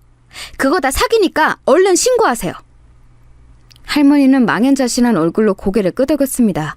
그리고는 급히 112를 눌러 경찰에게 그 노인네를 신고하셨습니다. 그 제비 사기꾼은 불쌍할 정도로 얼굴에 경련을 일으키더니 화를 내면서 버럭 소리를 질렀습니다. 아니, 이년들이 미쳤나? 나 치매 아니야. 그리고 누가 내 딸이고 누가 내 마누라야? 어디서 나타난지 오늘 처음 보는구만. 이년들이 이거 안 놔? 니들이야말로 경찰에 신고당하고 싶어? 이제야 본색을 드러낸 그 사기꾼에게 저는 시원하게 소리를 질러주었습니다. 그동안 큰 동서는 그 노인의 팔을 꺾어 등 뒤로 돌려 도망 못 가게 꽉 잡고 있었습니다. 어허, 그래. 경찰 불러 이 노인네야. 말 잘했다. 당신 이미순이란 이름 알지? 그분이 우리 시어머니야. 당신은 우리 어머니한테 뜯어간 1억 어쨌어. 그리고 군목권이랑 금반지 그거 다 안 내놓으면 오늘 당신 제대로 인생 종칠 줄 알아. 이 미친 노인네야. 제가 카페 안에서 큰 소리로 그 사기꾼의 죄상을 낱낱이 까발리자 카페에 있던 손님들이 모두 웅성거리며 하나둘씩 그 노인네의 사진을 찍었습니다. 큰 동서 역시 그 사기꾼의 팔을 틀어쥔 채 고래고래 소리를 질렀습니다. 내가 그 이미순 씨 둘째 며느리야. 어디서 우리 시어머니한테 사기를 쳐? 이 미친 노인네가. 우리 어머니가 그렇게 호구처럼 보였어? 동네 사람들 얼른 이 사기꾼 제비새끼 신고 좀 해주세요. 절대로 도망 못 가게 얼굴도 박제해버리시고요. 이 사기꾼 때문에 저희 어머니가 약 드시고 자살 시도하셨어요. 이런 악질은 죽을 때까지 교도에서 콩밥 처먹어야 해요. 뭐라고? 이미순 씨가 자살 시도? 나 책임 없어. 내가 그런 거 아니야. 이거 놔. 얼른 안 놔? 손님들은 그 경악할 만한 사기꾼의 실체를 알게 되자 욕을 하면서 그 노인에게 손가락질을 했습니다.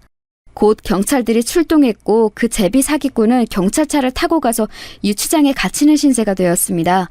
저와 큰동서는 불쌍한 우리 시어머니의 복수를 아주 제대로 해준 셈이었지요. 그 후 저와 큰동서는 어머니가 깨어나셨다는 전화를 받고 다시 어머니가 계신 병원으로 갔습니다. 어머니는 우리가 병실로 들어서자 하염없이 눈물을 흘리시면서 제 손을 꼭 잡고 말씀하셨습니다. 아이고, 내 니한테 너무 미안하다. 그날 바로 그놈에 대해서 얘기를 다 털어놨어야 하는데 그 얼굴만 번지르르 하는 그놈이 사기치는 줄은 내가 알지를 못했다 아이가. 미안하다. 내 너무 창피하고 분에 못 이겨서 이런 짓을 저질렀지만 죽고 싶지 않았어. 그놈의 새끼 제비 새끼였다. 아, 어머니 말 많이 안 하셔도 돼요. 저희들 그동안에 있었던 일들 다 알아요.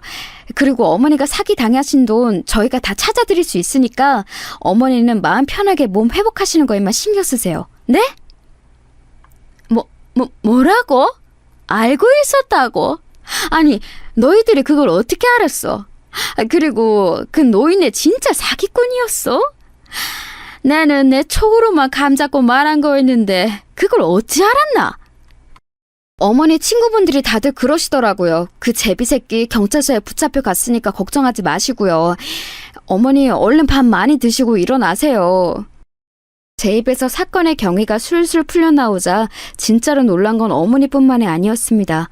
시어머니 옆에 있던 남편 역시 눈이 휘둥그레져서 저에게 질문을 퍼부었습니다. 아니, 당신은 이런 일 있으면 나한테 의논을 했어야 되는 거 아이가? 왜 우리 아들들만 까맣게 모르겠단 말이고. 그래, 당신 어디 다치진 않았나? 재주씨도 괜찮은 거죠? 네, 저희는 괜찮아요. 저희가 그 노인을 꽉 잡고 단단히 망신을 줘서 경찰서로 보내버렸으니까 아주버님은 걱정하지 마세요. 이제 공장으로 가보세요. 자리 너무 오래 비우시면 또 안 되잖아요. 아, 그래. 내 면목이 없다 아이가. 당신이랑 재주씨에게 큰 신세 졌네. 이번 일로 우리 아들들도 어머님한테 나쁜 놈들 들러붙지 않게 신경 좀 써야겠구만. 그럼 재주씨 다음에 봐요. 여보, 내는 이만 공장에 가볼게.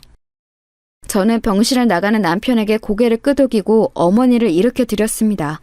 어머니는 눈물을 흘리며 양쪽에 선 저와 큰동서의 손을 꼭 잡고 말씀하셨습니다. 네, 너희들 덕분에 살았다 아이가. 내가 깜빡 속아가지고 그놈한테 줬던 돈 1억 못 찾을까 싶어서 얼마나 마음을 졸였는가 모르겠다. 그러다가 내 혼자 도저히 해결할 길이 없어서 약을 먹었던 거야. 미안하다. 내 며느리들 아니었으면 억울하게 죽은 원기로 떠돌 뻔했다 아이가. 어머니 그런 말씀 마세요. 가족이란 게 뭐예요. 다 같이 힘을 합쳐서 어려운 일들을 헤쳐나가라고 하는 거잖아요. 앞으로도 작은 일이라도 있으시면 꼭 저희한테 말씀해 주세요. 아셨죠? 그래 알겠다. 내 진짜 고맙대.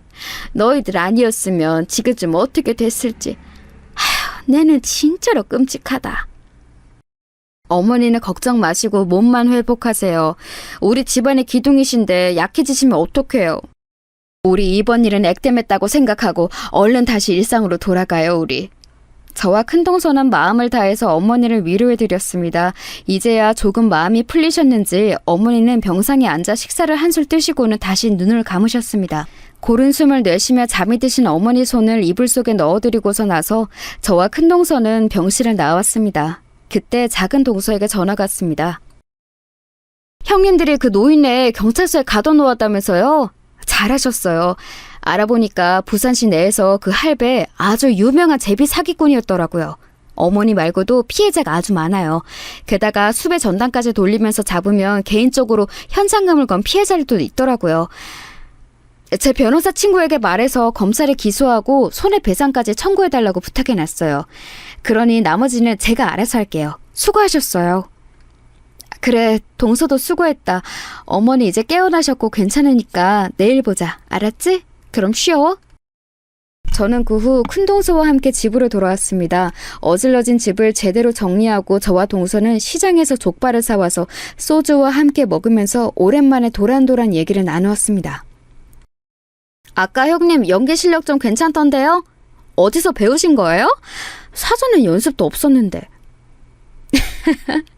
그러는 동서야말로 아주 거짓말이 술술 나오던데? 우리 둘이 이렇게 합이 잘 맞을 줄은 몰랐어. 나 그동안 동서 조금 무서웠거든. 사실 나 동서가 주먹 줄 때마다 흠칫했다? 몰랐지? 아니 내가 무슨 깡패예요? 주먹을 쥐긴 내가 왜 쥐어요? 아무튼 이번 일 끝나면 어머니 모시고 여행이나 한번 가요. 아, 우리 남자들 놔두고 아예 여자들끼리만 여행 가는 거 어떨까요? 와, 그래. 그러자. 정말 좋은 생각이다. 이번 기회에 남편들한테도 집안일과 육아의 강도가 얼마나 센지를 알려줘야지. 그래야 마누라 귀한 줄도 알 거 아냐. 안 그래? 우리 형님, 맏며느리 노릇하느라 많이 힘드셨던 모양이네. 앞으로 그런 곤란한 일들 있으면 저한테도 얘기해 주세요. 어머니 며느리가 셋이나 있는데 저희들도 형님 집 나눠서 져야죠. 우리 몰래 앞으로 뭐 하지 말아요. 그래 알았어. 동서 고마워. 이번 일 동서의 도움이 컸다. 우리 앞으로 어머니 잘 모시고 서로 소통하면서 어려운 것도 기쁜 일도 반으로 나누자. 지나치게 감격한 저의 말투에 큰동서가 빙그레 웃으며 제 손을 잡았습니다. 여자끼리 손을 잡고 있으니 조금 쑥스럽기도 했고 그동안 조금 어색했던 동서들과의 사이가 좀 더 가까워진 것 같아서 따뜻한 마음도 생겨났습니다. 오늘 여기서 자고 갈래? 오늘 남편 야근으로 밤새 한다고 했거든. 애들이야 있지만 그래도 동서가 같이 있어주면 나 정말 든든할 것 같은데. 그래요. 남편한테 전화해서 애들 잘 씻기고 재우라고 하고 올게요. 그날 밤은 동서와 함께 오랜만에 고등학교 동창생을 만났듯 깔깔거리며 웃고 수다도 떨면서 새벽까지 재미있는 시간을 보냈습니다. 다음 주에 저희 시어머니는 퇴원을 하십니다. 사실 이제 몸은 거의 회복이 다 되셨지만 정신의 안정까지 고려해서 더 푹 쉬시라고 다음 주까지 2, 3일 더 병원에 계시기로 했습니다. 어머니가 퇴원하시고 그 사기 사건이 다 해결되고 나면 저희 며느리들과 함께 태국으로 여행을 가려고 준비 중입니다. 이번에는 경찰에서 허술하게 수사를 하는지 제대로 하는지 꼭 알아보고 조금이라도 빠진 진술이나 증거가 없는지 꼼꼼하게 챙길 작정입니다. 처음에 제 신고를 제대로 받아주지 않고 허술한 대응을 했던 경찰서에 가서 그 젊은 경관에게 사과도 받아냈습니다. 아주머니 이거 정말 면목이 없네요. 죄송합니다. 제가 조금만 더 빠릿하게 대응을 했더라면 시민분이 고생을 하지 않으셔도 될 뻔했는데 정말 사과드립니다. 그래요. 경찰관님이 해야 될 일인데 저랑 동서가 했죠. 앞으로는 작은 사건이라도 놓치지 마시고요. 시민의 말에 귀를 좀 기울여 주세요. 일 열심히 하고 욕먹으면 안 되잖아요? 저희 어머니 사건 낱낱이 파헤쳐서 제대로 피해자 벌 주세요. 제가 바라는 건 그것밖에 없으니까요. 아, 네네 알겠습니다. 아주머니 정말 면목 없습니다. 안녕히 돌아가세요. 그 사기꾼 노인네는 갇혀서 이제 형량구역만 남겨두고 있다고 합니다. 그리고 현상금을 걸었던 피해자를 만나 저희들은 사례비를 조금 받았습니다. 그 피해자들은 악랄한 그 노인네에게 속아 저희 어머니보다 더 많은 금액을 사기당하고 눈에 불을 켜고 그놈을 찾고 있었다고 하더라고요. 현상금은 500만 원이었지만 저희는 양심적으로 200만 받았습니다.